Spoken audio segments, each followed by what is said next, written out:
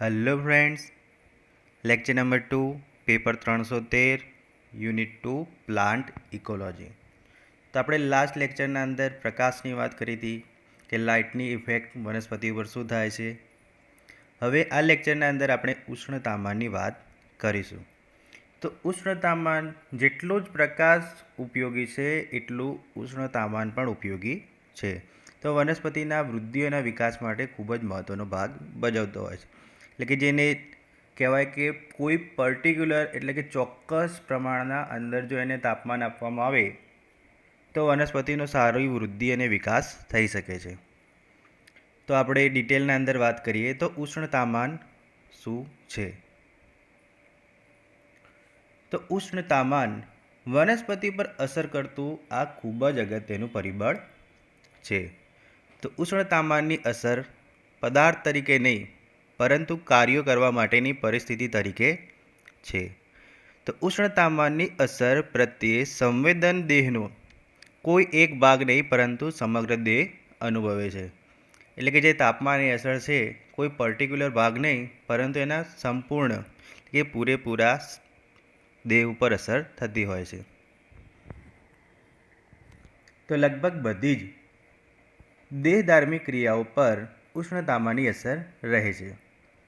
તો વનસ્પતિમાં થતી દેહધાર્મિક ક્રિયાઓ જેવી કે ભૂમિમાંથી પાણીનું શોષણ, પ્રકાશ સંશ્લેષણ, ઉષ્વેદન, અંકુરણ, શ્વસન, વૃદ્ધિ તથા પ્રજનન ઇત્યાદિ પર તેની અસર છે.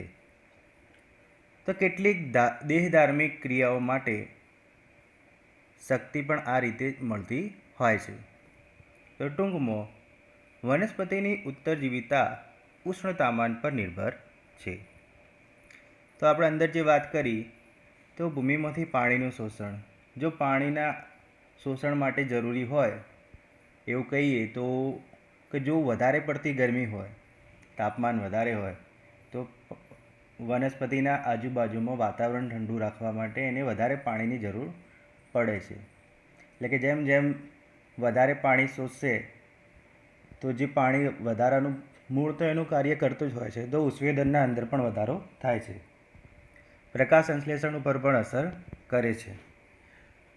અંકુરણ ઉપર પણ અસર થતી હોય, શ્વસનમાં પણ અસર થાય તથા પ્રજનન ઇત્યાદિ ઉપર પણ તેની અસર થતી હોય છે. તો આ ઉષ્ણતામાન ખાસ જરૂરી છે. પ્રસરણ, વર્ષણ, વિકૃતિ જેવી પ્રક્રિયાઓના પ્રમાણમાં ઉષ્ણતામાન વધવા સાથે વધારો થાય છે. તો નીચા ઉષ્ણતામાન પોતાની રીતે અસર કરે છે. અંગો તથા કોષોના કદની વૃદ્ધિનો વેગ મંદ પડે છે.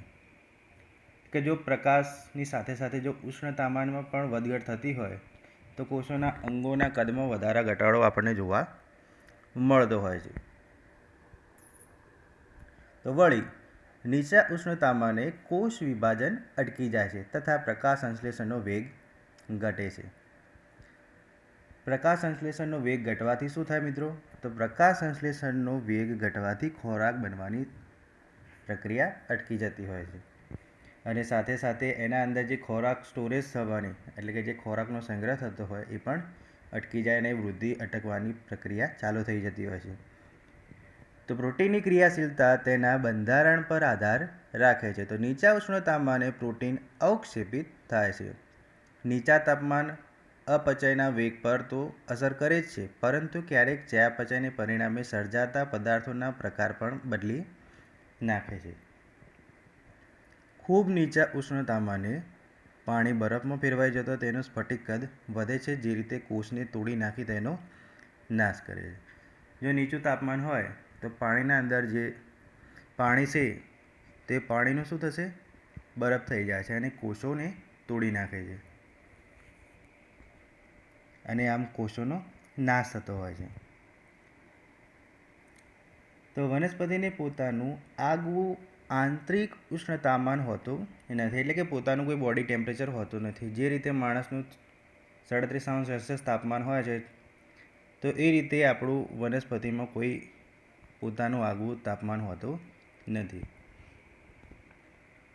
શીત રૂંછાવાળા પ્રાણીઓ માફક વનસ્પતિના દેહનું ઉષ્ણતામાન પણ વાતાવરણના ઉષ્ણતામાનને અનુસરીને બદલાતું રહે છે. તો મોટાભાગે વનસ્પતિના દેહનું તાપમાન તેની આસપાસ વાતાવરણની ઉષ્ણતામાનનું નજીક રહે છે. એટલે કે વાતાવરણની આસપાસ જેટલું ટેમ્પરેચર હશે એટલું ટેમ્પરેચર વનસ્પતિનું પણ આસપાસ રહેતું હોય છે. અલબત્ત એટલે કે જેમ કે આમાં પણ અપવાદો હોય છે. આવા અપવાદોમાં રંગ ખૂબ અગત્યનો ભાગ ભજવે છે. લાલ રંગ સૌથી વધુ અને સફેદ રંગ સૌથી ઓછી ગરમી શોષે છે. તો વાતાવરણમાં ઉષ્ણતામાનની પરાકાષ્ઠાઓ એટલે કે અપેક્ષાઓ વિવિધ હોય છે. તો ખુલ્લા જલીય વાતાવરણમાં ઉષ્ણતામાન 0°C નીચું ન જઈ શકે. તો જમીન પરના સૌથી ઊંચા ઉષ્ણતામાનનો વિક્રમ ગરમ પાણીના જરામાં 100°C ઉપરનો છે. જ્યારે રણ પ્રદેશમાં 60°C જેટલું ઊંચું તાપમાન અસામાન્ય નથી. એટલે કે રણ પ્રદેશના અંદર જે થુવર જેવી વનસ્પતિઓ છે, તો જે થોર કહીએ ફાફડા થોર ને એ બધી વનસ્પતિઓ, તો એના 60°C તાપમાનના અંદર અસામાન્ય તાપમાનમાં પણ એ જીવી શકે છે. તો નીચા ઉષ્ણતામાનની બાબતમાં ઈસવીસન 1947માં સાઇબેરિયામાં ઉત્તર ભારતના ઉત્તર જે ભાગ છે આપણો ઉત્તર ધ્રુવ કહી શકાય, એ સાઇબેરિયામાં 0°ની નીચે 70°C જેટલું ઉષ્ણતામાન નોંધાયું હતું. જે સાઇબેરિયાના ભાગમાં જે ઉત્તર ધ્રુવ કહેવાય, એ ઉત્તર ધ્રુવમાં 70°C પણ નીચું તાપમાન નોંધાયું હતું. એટલે કે -70°C પણ નીચું તાપમાન નોંધવામાં આવેલું હતું. તો અલબત્ત એટલે કે જ્યાં તો જે રીતે કહી શકાય કે જીવનનું અસ્તિત્વ શક્ય બનાવે તેવા ઉષ્ણતામાનની મર્યાદા સંકુચિત છે. તો મોટાભાગની વનસ્પતિ લગભગ 40°Cની ઉપરના તાપમાન જીવી નથી શકતી. એટલે કે સહન નથી કરી શકતી. આમ ઉષ્ણતામાન વધારે હોય તો વનસ્પતિ માટે જીવન ટકાવવું શક્ય હોતું નથી. તો મોટાભાગની વનસ્પતિઓને 40°C વધારાનું તાપમાન સહન થતું નથી. તો આ બાબત પણ અપવાદ છે. તો સુષુપ્ત અવસ્થામાં રહેલા બીજ તથા બીજાણુ 100°C જેટલા સુષુપ્ત અવસ્થામાં રહેલા બીજ તથા બીજાણુ 100°C જેટલા ઊંચા તાપમાન જીરવી લે છે. તો ઈસ્ટના બીજાણુ લગભગ 114°C જેવું ઊંચું તાપમાન ખમતા જણાય છે. બીજાણુ અવસ્થામાં જીવાણુઓ લગભગ 130°Cના ઉષ્ણતામાને થોડા સમય માટે જીવન ટકાવી રાખે છે. સૂકા બીજ 70°C જીવિત રહે છે. આર્કટિક વિસ્તારમાં કેટલીક લીલ 0°C નીચા ઉષ્ણતામાને મળે છે. આલ્પાઇન વિસ્તારમાંથી થતી વનસ્પતિના કેટલાક ભાગ હિમાચ્છાદિત હોવા છતાં જીવિત જણાય છે. હિમાચ્છાદિત એટલે કે બરફથી ઢંકાયેલા હોય તેવા વિસ્તારોમાં પણ આપણને વનસ્પતિઓ જીવતી જોવા મળતી હોય છે. વનસ્પતિમાં થતી વિવિધ દેહધાર્મિક ક્રિયાઓ અમુક નિશ્ચિત લઘુત્તમ ઉષ્ણતામાને શરૂ થાય છે. ત્યારબાદ જેમ ઉષ્ણતામાન વધતું જાય તેમ તેમ આ ક્રિયાઓનો વેગ વધતો જાય છે. આમ વધતો એવું ઉષ્ણતામાન આવે કે જ્યારે અમુક ક્રિયા સૌથી સારી રીતે થઈ શકે છે. આ ઉષ્ણતામાન અનુકૂલન ઉષ્ણતામાન કહેવાય છે.